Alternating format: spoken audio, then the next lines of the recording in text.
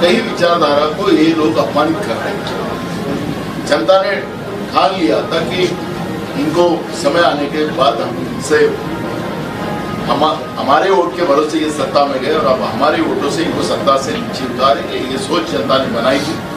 उसका असर है कि आज लोगों ने कस्बा में उनकी प्रभुति होने वाली जगह जहाँ पे हमारी सत्ता रहेगी, हमारा एमएलए चुन जाएगा, ऐसा बार बार वो बोल रहे थे और उसका जवाब जनता ने दिया।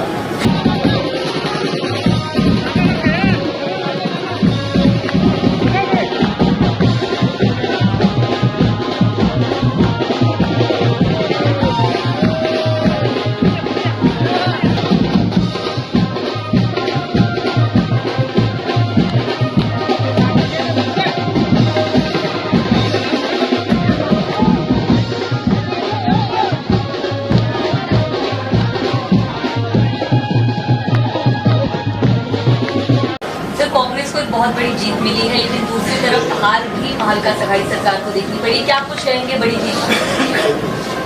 देखो, महाराष्ट्र के शाहू फुले अम्बेडकर विचारधारा को अपमानित करने का काम बार बार तत्कालीन राज्यपाल, बीजेपी के कई मंत्री बार बार अपमानित कर रहे थे। विचारधारा को अपमानित करने की कोशिश की जा रही थी। बाबा साहब अम्बेडकर, महात्मा ज्योतिबा फुले, सावित्रीबाई फुले, ऐसे कई विचारधारा को ये लोग अपमानित कर रहे हैं। जनता ने ठान लिया था कि इनको समय आने के बाद हमसे हमारे वोट के भरोसे ये सत्ता में गए और अब हमारे वोटों से इनको सत्ता से नीचे उतारेंगे, ये सोच जनता ने बनाई थी। उसका असर है कि आज लोगों ने कस्बा में उनकी प्रभुति होने वाली जगह जहाँ पे हमारी सत्ता रहेगी, हमारा एमएलए चुन जाएगा, ऐसा बार बार वो बोल रहे थे और उसका जवाब जनता ने दिया। महंगाई है, बेरोजगारी है, किसान के इशू है, छोटा दुकानदार का इशू है, ये सब इशू को लोगों ने अपने वोट के माध्यम से हमारे कांग्रेस के उम्मीदवार, महाविकास आघाड़ी के उम्मीदवार रविंद्र धंगेकर को बहुमत से चुन के दिया और मैं इसलिए कस्बा विधानसभा के जनता का आभार व्यक्त करता हूँ।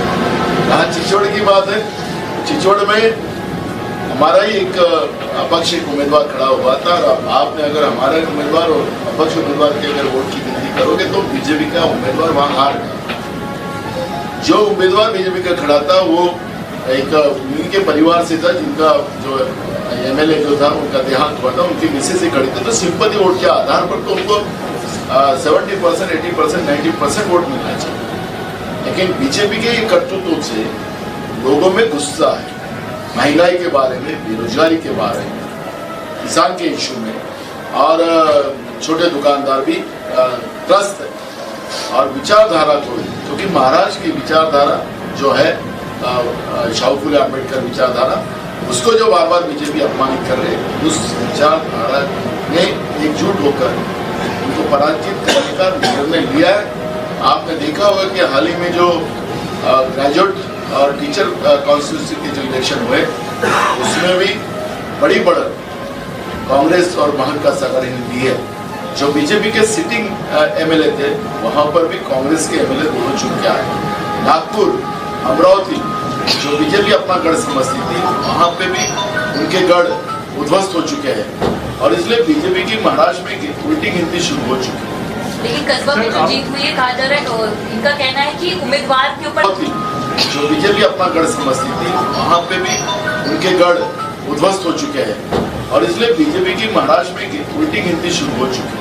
लेकिन कस्बा में जो जीत हुई है कहा जा रहा है और इनका कहना है कि उम्मीदवार के ऊपर ज्यादा डिपेंडेंट था देन पार्टी का उतना रोल नहीं है उसमें। अब राज्य के मुख्यमंत्री इस तरह की अगर बात करते हैं, हमारे महाराष्ट्र के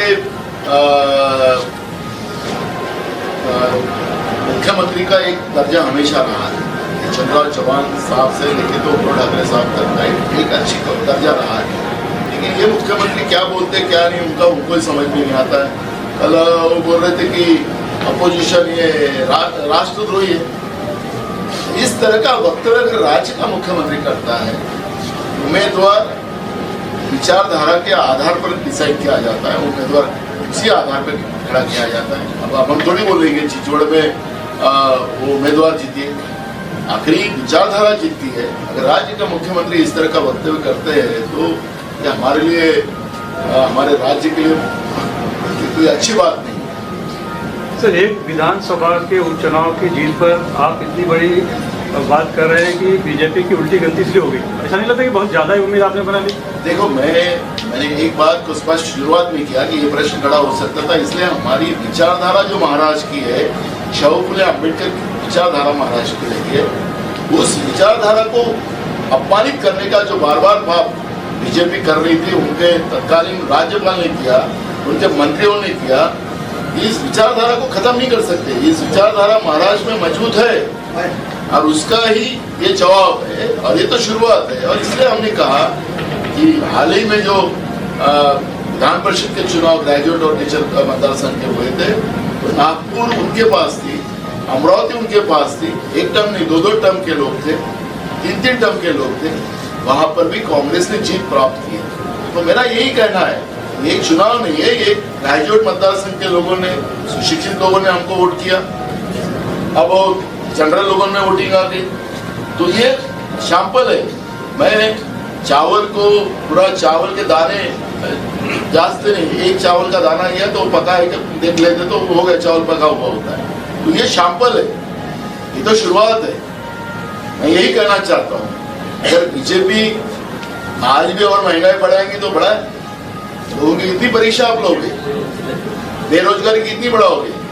आज महाराष्ट्र देश में 1 नंबर बेरोजगारी स्टेट रहा है। किसान की आत्महत्या सबसे ज्यादा महाराष्ट्र में है। किसान के लिए राज्यपाल के अभिभाषण में हमको किसान की आत्महत्या सबसे ज्यादा महाराष्ट्र में है। किसान के लिए राज्यपाल के अभिभाषण में हमको लगता था कि किसान के लिए कुछ देंगे, आज प्याज खरीदा नहीं जा रहा है। मार्केट में प्याज अगर हमारा ग्राहक खरीदता तो उसको 25 रुपए किलो प्याज देना पड़ता है, लेकिन किसान प्याज बेचेगा तो 5 पैसे में भी नहीं लिया जा रहा। किसान को बर्बाद कर उद्योगपति, मुड़बड़ उद्योगपति को अगर बीजेपी बड़ा करना चाहती है तो ये कैसे चलेगा? और इसलिए छोटे उद्योगों को भी बर्बाद कर रहे हैं। मुट्ठी भर लोगों के लिए अगर सरकार काम करती है तो उसका जवाब तो जनता पूछेगी वोट के माध्यम से। अगर बीजेपी जिस तरह से चुनाव के चुनाव में जिस तरह से पैसा बांटकर, डराकर, मंत्री के साथ में वांटेड लोग, तड़ीपार लोग मंत्री के साथ घूम रहे थे, डरा रहे थे लोगों को, पैसे बांट रहे थे पुलिस के साथ में, ये भी आपके मीडिया के माध्यम से दिखाया गया। इस तरह का व्यवहार इस महाराष्ट्र में नहीं चलेगा, जनता उसका जवाब देगी।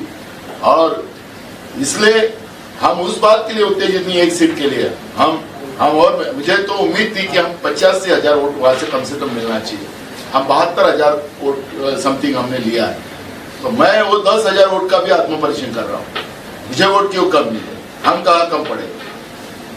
हमारी रणनीति जो बनी थी, हम कम से कम 85,000 जो वोटिंग हुआ था उसमें का शेयर 85,000 वोट हमारे को मिलेगा, ये मैं उम्मीद में था। उसमें हम लोग 10,000 वोटों से पीछे रहे, तो मैं उसका आत्मपरीक्षण कर रहा हूँ कि मैं कहाँ गलत हुआ। सर, इस जीत को आप कांग्रेस की सिर्फ जीत मानते हैं या महाविकास आघाड़ी की?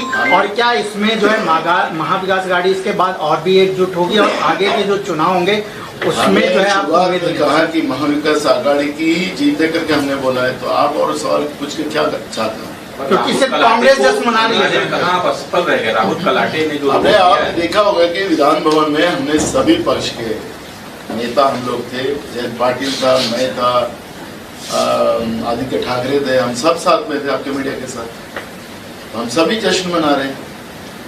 राहुल कलाटे को आप समझाने में कहाँ असफल रह गए? अगर वो आज समझा लेते आपको जोड़ आपकी। अब मैं थोड़ा गया नहीं वहाँ पे, मैं कस्बा में लटका था, तो कस्बा में मैंने सबको समझा के रखा था।